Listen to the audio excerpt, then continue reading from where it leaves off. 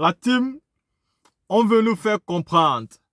On veut nous faire comprendre que le président Ibrahim Traoré, Assimi Goïta, Abdourahmane Tchani, Mamadi Doumbouya n'ont pas les capacités de diriger un pays. Mais ici, nous allons écouter la vidéo de Badakani qui essaye de démontrer à suffisance que les militaires sont mieux placés même pour sauver un pays. On nous fait comprendre que les militaires ne sont pas là pour développer le pays. Mais bon, j'ai envie de poser la question que dans tous ces pays francophones, quel est le président qui a déjà développé de manière, c'est-à-dire réelle, son pays? Qui a développé son pays au point où le développement a pu impacter sur la vie de la majorité des citoyens? Aucun. Et pourtant, nous savons tous que les militaires ont toujours été des guerriers pour sauver la patrie. Les militaires se sont toujours battus depuis la nuit des temps. Et donc, il est important non seulement de respecter les militaires, mais de leur donner leur place. Il est impossible de nous faire croire que les militaires ne peuvent pas être des présidents. Vu que nous avons toujours vu que dans l'histoire, les militaires ont toujours été ceux-là qui ont recherché la dignité.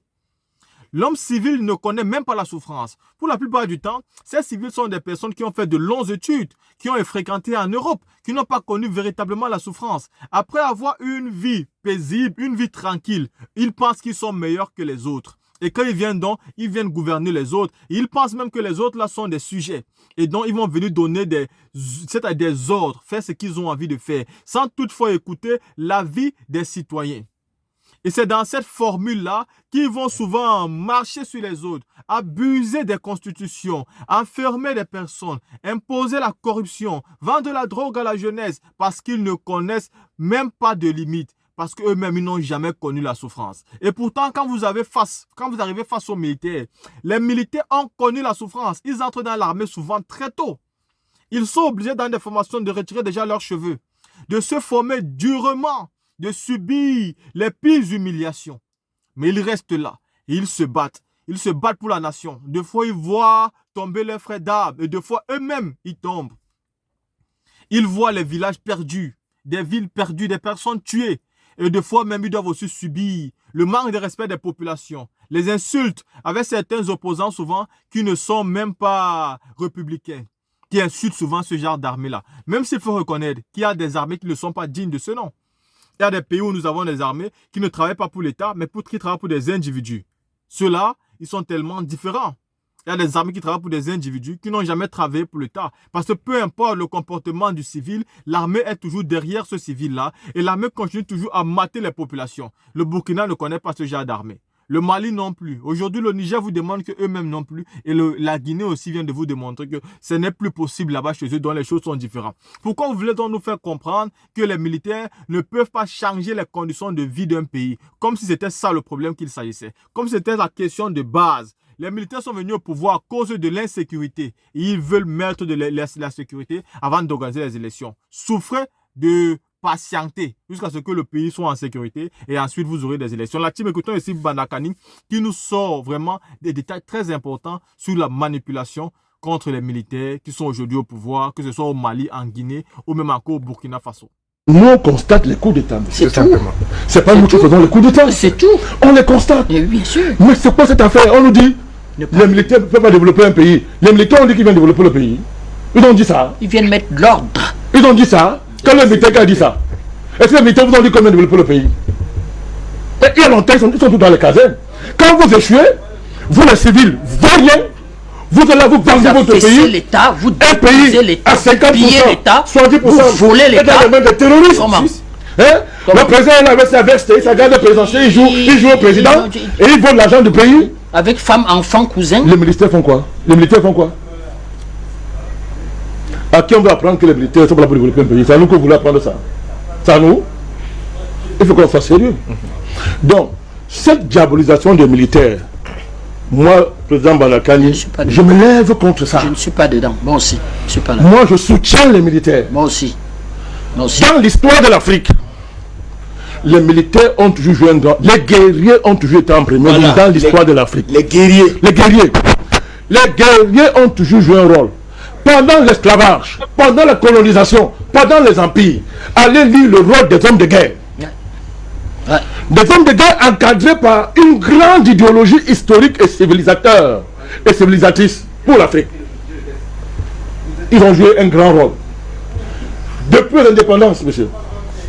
Et même avant. J'aime rappeler ça, maître. Nasser, c'était un militaire. Oui. Alors, son panarabisme, c'était un militaire. Oui. Nasser a accompagné, moi, IPC. Il sait ce que je dois à Nasser. Oui. Ça, c'est Les clair. IPC savent ce qu'ils doivent à Nasser. Nasser. Oui. Vous comprenez? Même au Soudan, Oui. si l'UPC, le Soudan a été un carrefour Oui. des patriotes Oui. africains. Oui. Mais qui était président à ce moment-là, monsieur? Mais Nimeri. comment militaire? Gamal al-Nimeri. Ben alors, c'était quoi? Un militaire. Moi, IPC, je sais ce que je dois à monsieur Numeri. Moi, je sais ce que je dois. On peut continuer. Kadhafi, c'est un colonel qui a fait mieux que Kadhafi en termes de performance économique et sociale. En Afrique. Qui a fait mieux? Même en Europe, maître. Même en Europe. Qui a fait mieux? Sankara, c'est un militaire. Obiangema, c'est un militaire. Qui a fait mieux? Qui a fait mieux? Jerry Rawlings. Deliverance, c'est un militaire. J'ai dit que le ministre de l'État a dit venez nous arrêter, vous mettez en prison. Non, non, ça peut continuer comme ça. Venez nous mettre en prison. Je suis prêt à aller en prison au Cameroun. Deliverance, c'est un militaire. Tout à fait. Qui peut nier le rôle de Deliverance aujourd'hui pour le Ghana? Personne. Hein? Sassou Nguesso, c'est un militaire. Ah. Il a fait tomber la veste. Ah. C'est un militaire, Sassou Nguesso. C'est un colonel, non? Mais c'est pas un colonel? Oui. Hein? Il n'est pas général, non? Colonel. C'était Sassou Nguesso, c'était un militaire. Avant lui, Ngouabi, Marien Ngouabi, Marien Ngouabi, c'était quoi? Capitaine. militaire aussi. Déby Idriss, militaire, devenu maréchal. Il a commencé à porter les vestes et les gants. C'est lui qui a stabilisé et construit le Tchad. Bien que même Bazogro, grand soutien panafricaniste, militaire. Mais c'est quoi? Donc, des militaires peuvent être militaires, devenir un jour adeptes du pouvoir civil, Même mettre en- la veste. Même en Algérie, Bien sûr, Boumedienne. Boumedienne, on peut continuer. Wali Boumedienne, on peut continuer. Obasanjo. Mais le problème, on nous dirait c'est grave. Ce ne sont même pas Mais les militaires. Wali, c'est qui? Ce ne sont que les militaires. C'est qui Obasanjo? C'est qui Obacha? Abacha, C'est qui Aboubakar, Aboubakar? Chaga, C'est qui? Gowon. Gowon, c'est qui? qui a sauvé la République. Première économie en Afrique. Bien sûr. Bâti par les militaires. Oui. Alors, écoutez, Kérékou était un général. Président, même en Égypte ancienne. Hein,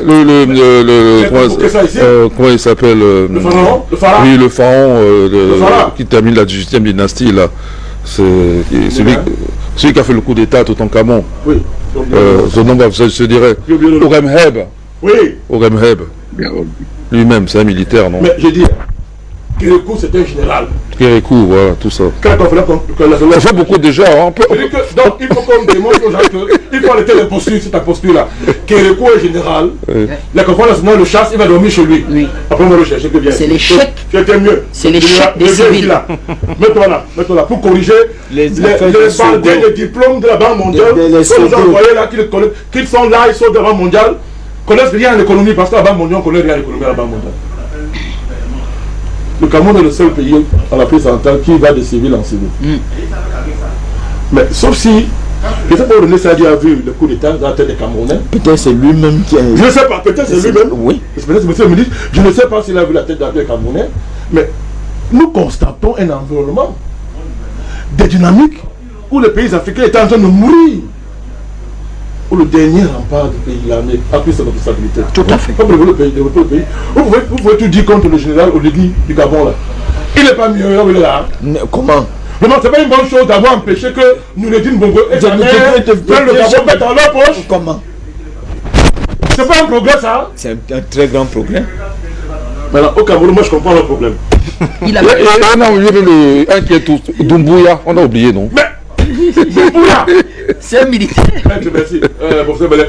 Doumbouya n'est pas militaire. C'est même un militaire français. Est-ce que Doumbouya n'est pas militaire? C'est Merci, on me donne la parole. On venait peut-être Je entendre. termine. Oui, oui, Oui, oui, je termine, mon frère, je termine. C'est-à-dire, au Cameroun, je comprends le problème. Moi, je comprends le problème au Cameroun. Vous savez qu'au Cameroun, sous couvert de régime civil, état de droit, et c'est un état de droit. J'ai déjà dit que l'état de droit n'est pas l'état de justice. Donc, c'est pas... Il y a un grand fossé. Bien sûr, mais c'est quand même un état de droit, c'est-à-dire on a codifié le droit romain, le droit anglo-saxon, le droit latin, on a frappé là avec les procédures, c'est l'état de droit, les gens portent plainte, les procès sont jugés, etc. C'est l'état de droit au Cameroun. Derrière ça, monsieur Fabrice, mais il y a un coup d'état de fait contre le pouvoir au Cameroun. Coup d'état qui consiste à empêcher l'État de remplir ses missions régaliennes envers les populations. Incapacité à finir les grands projets structurants. Incapacité à satisfaire les besoins des populations. Incapacité à protéger la veuve et l'orphelin. Incapacité à garantir la sécurité des faibles. Propre. Et derrière ça, Scandale à les vestes et les costumes, derrière le pouvoir constitutionnel, des baronnies se sont élevés au cœur de l'État, ont confisqué l'État, l'ont mis dans leur poche et ont bloqué le pays de manière que vous ne pouvez rien faire au Cameroun quand vous n'appartenez pas à ces différents baronnies, à ces différents clans-là. Le pays est bloqué. Rien ne marche. Ils ont isolé le président, ils l'ont placé en haut là-bas.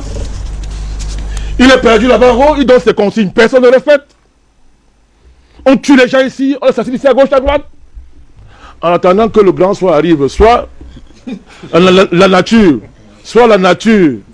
va agir, soit un jour on trouvera une faille dans le système de protection de vieux pour le mettre à terre sous la protection des parrains étrangers. Et on récupère le pays. On a peur d'une chose, monsieur, et je veux le dire, je l'assume. Je dis, amenez-moi en prison au Cameroun. On a peur d'une chose. L'armée camerounaise est l'une des plus républicaines du monde. Tout à fait. Mais, à la faveur des grandes menaces qui pèsent sur le pays, à la faveur des mutations opérées par le patriarche président, à travers différentes réformes de l'armée, cette armée se retrouve au front, gérant diverses menaces contre le pays. Que ce soit à l'est, que ce soit au nord, que ce soit à l'ouest. Alors nous parlons. Il y a un grand péril contre le Cameroun depuis les États-Unis. Les gens nous préparent la fable que si vous voulez que l'Amazonie cesse, mettons au pouvoir un anglophone. Tu es pas au courant de ça? Tous ces analyses commencent d'ailleurs. Tu es au courant de ça? C'est vendu par des hommes Notamment politiques. Le candidat, cette réflexion. Écoutez, le candidat déjà trouvé s'appelle Don Gouté. Il ne cache pas, c'est le candidat. À travers les sondages. J'ai rien contre lui, j'ai fait un constat. Lui, il a lu ça. Nous connaissons qu'il y a derrière tout ça. Que si vous voulez que l'Amazonie finisse, mettez l'anglophone à la tête du pays. C'est le Djangui, c'est quelle affaire ça? C'est la démocratie. C'est quelle affaire ça? Ces gens-là donc. Maintenant que l'armée a été confrontée aux menaces, a découvert l'amour du pays au Cameroun. L'armée connaît le Cameroun aujourd'hui. L'armée du Cameroun ne laissera pas le pays entre les mains, tomber dans les mains de n'importe qui au Cameroun. Il faut donc que les baronnies commencent à effrayer l'armée. Pour dire que vous venez allez les mettre en prison. Hein. C'est tout. Allez les mettre en prison. Simple. Tous ces barons-là ont peur. Tant que le président vient là, l'armée comme ne peut pas toucher le président. Ils adorent le président. Non, c'est même pas possible. Elle adore le président. L'armée comme adore le patriarche président. Je sais de quoi je parle. Celui qui dit que je mange ici, on fait le débat. Je démontre ce que je suis en train de dire. Donc ces baronnies-là, donc, sachant que l'armée peut être un dernier rempart pour sauver le pays et être donc l'obstacle objectif à leur projet, commence à dire, on menace les gens le matin, celui qui parle encore le coup d'État, on va l'arrêter. Vous venez nous arrêter. Moi je parle de coup d'État et je soutiens les militaires. Merci. Oui, professeur. Oui, allons-y. Supposons même hypothèse à jeter à la poubelle, mais bon, supposons qu'on vienne même nous arrêter, président. S'ils commettent le malheur de nous amener à Kodengui, le jour-là même on arrive, Kodengui est libre. Tout le monde sort de la prison. Moi, je te le dis tout de suite. Ils sont prévenus, non? Le jour où on met les pieds à Kodengui, ce n'est même plus prison. Ça devient le lieu de la liberté. Merci. Voilà, comme ça, ils sont